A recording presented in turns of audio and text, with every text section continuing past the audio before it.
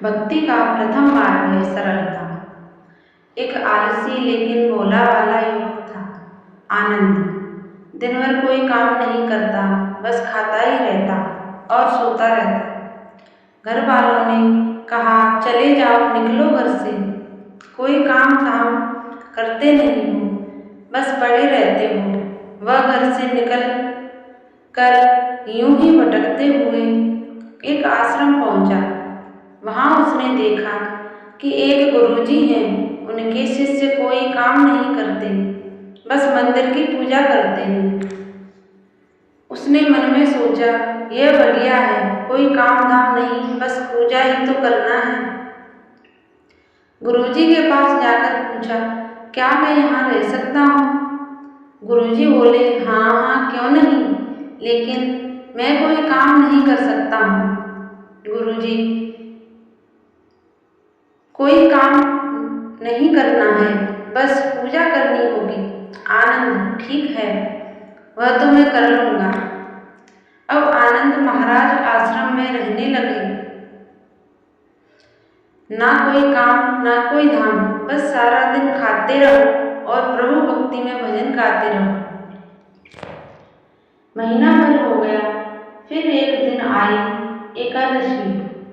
उसने रसोई में जाकर देखा, खाने की कोई तैयारी नहीं थी।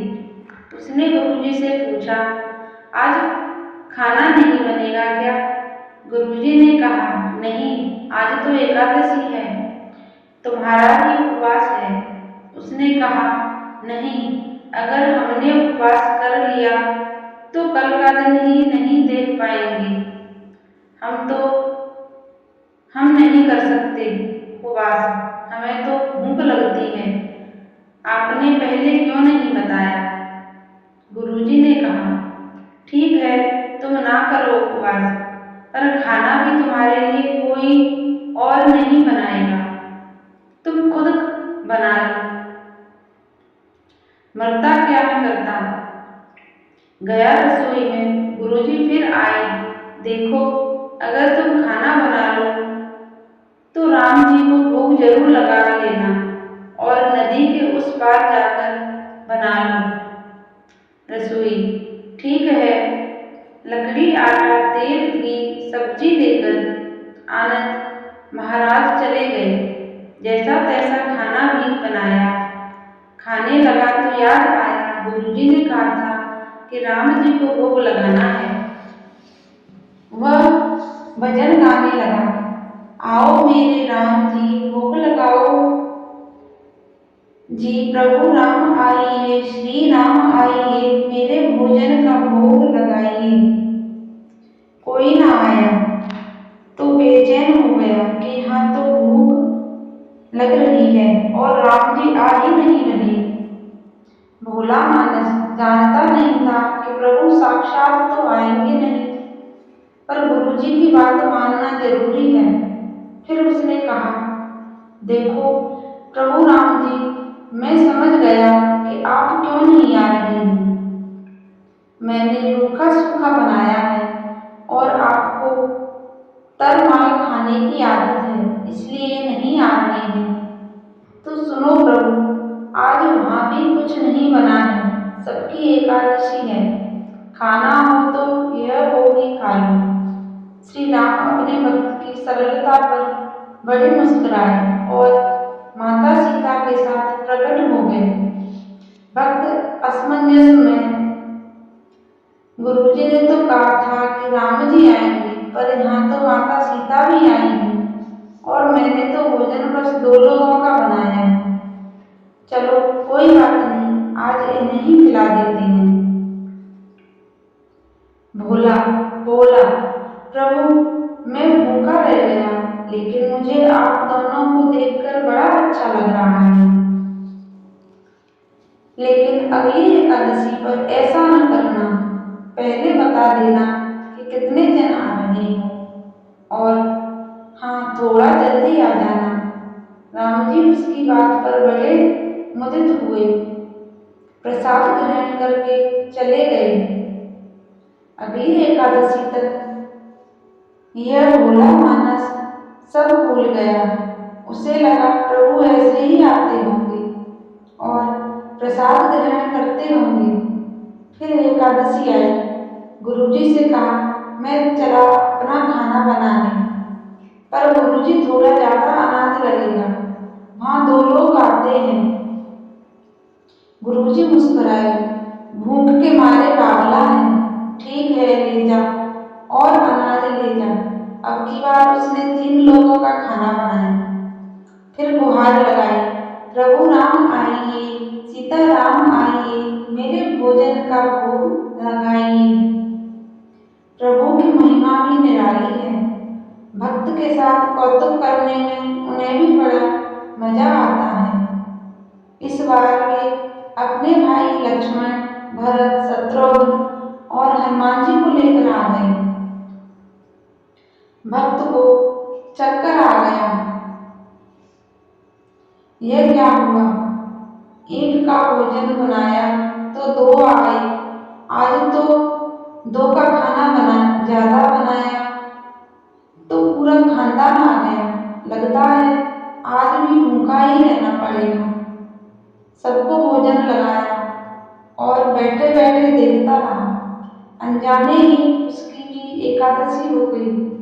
फिर अगली एकादशी आने से पहले गुरुजी से कहा, गुरुजी, ये आपके प्रभु राम जी अकेले क्यों नहीं आते? हर बार कितने सारे लोग ले आते हैं। इस बार अनाज ज्यादा देना। गुरुजी को लगा कहीं ये अनाज बेचता तो नहीं है, देखना पड़ेगा जाकर। भंडार में कहाँ इसे जितना अनाज चाहिए दे दो। और छुपकर उसे देखने चल पड़ी। इस बार आनंद ने सोचा, खाना पहले नहीं बनाऊंगा, पता नहीं कितने लोग आ जाएं। पहले बुला लेता हूँ, फिर बनाता हूँ। फिर टेर लगाई, प्रभु राम आइए, श्री राम आइए, मेरे भोजन का भोग लगाइए। सारा राम दरबार मौजूद। इस बार तो हनुमान जी भी साथ आए, लेकिन यह क्या, प्रसाद तो तैयार नहीं है। भक्त ठहरा, बोला, प्रभु, इस बार मैंने खाना नहीं बनाया। प्रभु ने पूछा, क्यों?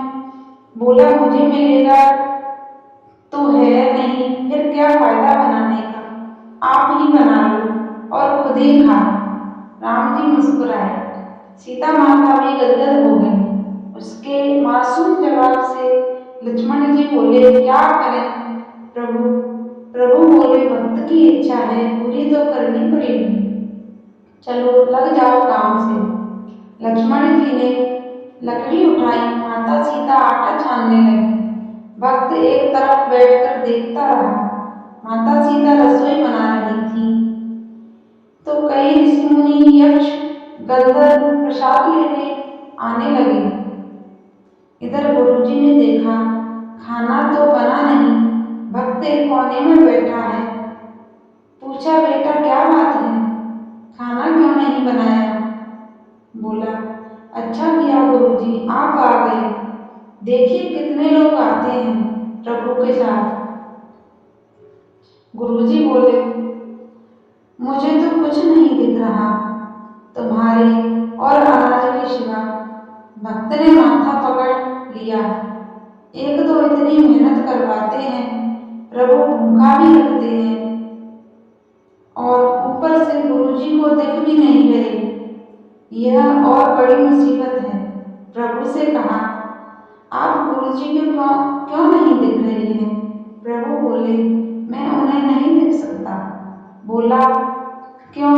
वे तो बड़े पंडित हैं, ज्ञानी हैं, विद्वान हैं, उन्हें तो बहुत कुछ आता है, उनको क्यों नहीं देखते आप?